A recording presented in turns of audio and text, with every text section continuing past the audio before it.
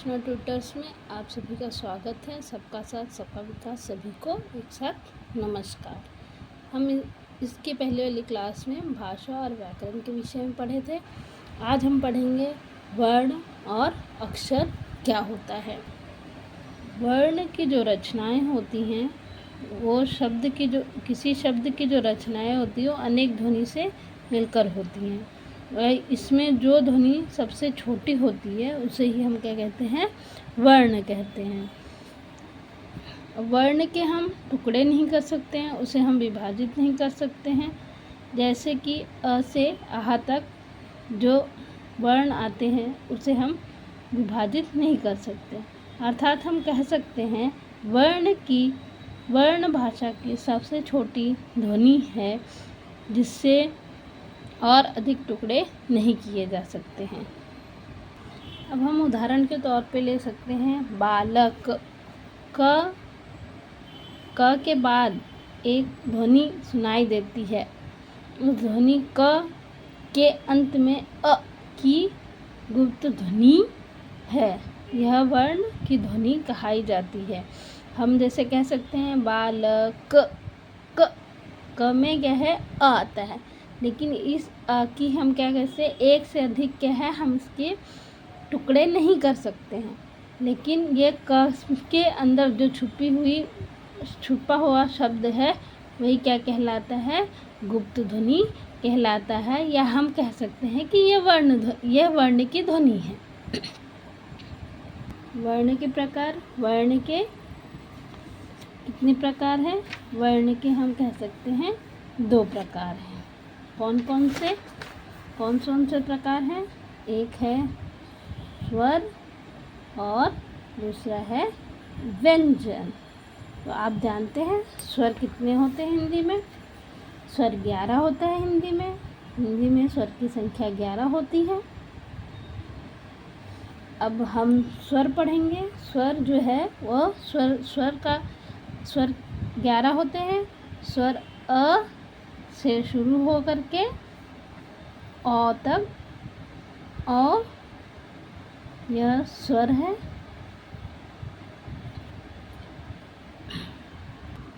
स्वर का अर्थ क्या होता है? अब हम स्वर का अर्थ पढ़ेंगे। जो वर्ण बिना किसी दूसरे वर्ण की सहायता से बोला जाता है उसे ही हम क्या कहते हैं, स्वर कहते हैं। अर्थात ये स्वतंत्र होते हैं, इन्हें व्यंजन की आवश्यकता नहीं होती है। ये स्वतंत्र रूप से स्वर क्या है, हम बोल सकते हैं, इसीलिए हम इन्हें स्वर कहते हैं। स्वरों की हिंदी में स्वरों की संख्या 11 होती है। स्वर के अंदर ही एक आता है हर्ष स्वर। हर्ष स्वर क्या होता है? जिस शब्द को या जिस वर्ण को बोलने के लिए हमें कम समय लगता है वह हर्ष स्वर कहलाता है। अब इसी स्वर के अंदर दूसरा स्वर है दीर्घ स्वर। दीर्घ स्वर हम उस स्वर को कहते हैं जिसे हमें बोलने के लिए बहुत ज़्यादा ताकत लगानी पड़ती है, या हम उसे अधिक समय तक के लिए बोलते हैं, उसे हम क्या कहते हैं, दीर्घ स्वर। जैसे आ, ई, उ, ए, ओ, औ। ये क्या होता है, दीर्घ स्वर। हमारे वर्णमाला में व्यंजनों की संख्या कितनी है? हमारे वर्णमाला में व्यंजनों की संख्या 33 है। व्यंजन कहते कि क से लेके ह तक को हम क्या कहते हैं, व्यंजन। व्यंजनों की संख्या हमारे वर्णमाला में कितनी होती है? 33। और स्वरों की संख्या कितनी होती है? 11। स्वर कितने होते हैं? स्वर दो प्रकार के होते हैं, हर्ष स्वर और दीर्घ स्वर। हर्ष स्वर उसे कहते हैं जिस वर्ण को बोलने के लिए कम समय लगता है। जैसे अ, ई, उ। हमें ज़्यादा क्या है, ताकत नहीं लगानी पड़ती है, या ज़्यादा देर तक हमें बोलना नहीं पड़ता। और दीर्घ स्वर उसे कहते हैं जिसे हमें बोलने के लिए अधिक समय लगता है। जैसे आ, ई, उ, ए, ओ, औ। इसे क्या कहते हैं, दीर्घ स्वर कहते हैं। अब व्यंजन 33 होते हैं, क से लेके ह तक। इन व्यंजनों के अतिरिक्त और 3 और व्यंजन 3 व्यंजन होते हैं जिसे हम संयुक्त व्यंजन कहते हैं, छ, र और ज्ञ, जो कि पूर्ण रूप नहीं होते हैं, यह 2 वर्णों से मिलकर बने होते हैं। अब हम जानेंगे 2 वर्णों से कैसे मिलकर बने होते हैं। अब हम जैसे लेंगे छ को, छ कहते हो छ छ, तो ये इसमें आधा क छ छ श, तो श और प्लस छ अ, तो क्या हो गया श। अब हम लेंगे त्र को, त्र में आधा त, पूरा र और अ, ये मिलके क्या बनेंगे त्र। और ज्ञ कैसे बनेगा, ज्ञ बनेगा य आधा प्लस पूरा आधा ज प्लस अ, क्या है ज्ञ बनेगा।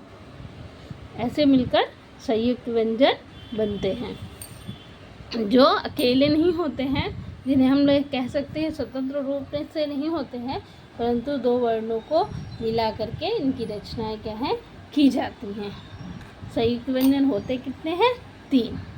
अब हम जानेंगे व्यंजन स्वतंत्र तो होते नहीं हैं, व्यंजन को लिखने के लिए मात्रा की आवश्यकता होती है, और जब हम व्यंजन को लिखते हैं उस लिखते समय जो मात्राएं होती हैं वो क्या है, जो स्वर होते हैं वो क्या है मात्रा का रूप ले लेते हैं। जैसे अ, ये क्या है स्वर है, लेकिन व्यंजन जो है उसका स्वतंत्र रूप तो है नहीं, तो हमें जैसे लिखने के लिए जैसे आम,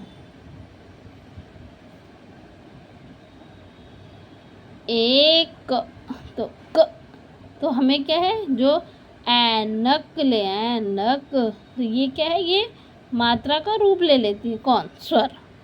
स्वर जो है वो क्या है मात्रा का रूप ले लेती है। जब हम व्यंजन लिखते हैं तो व्यंजन के साथ स्वर की आवश्यकता होती है, तो जब हम व्यंजन लिखते हैं और जो मात्रा चढ़ाते हैं वो क्या होता है, वही मात्रा जो स्वर है वही मात्रा का क्या है रूप बन जाता है।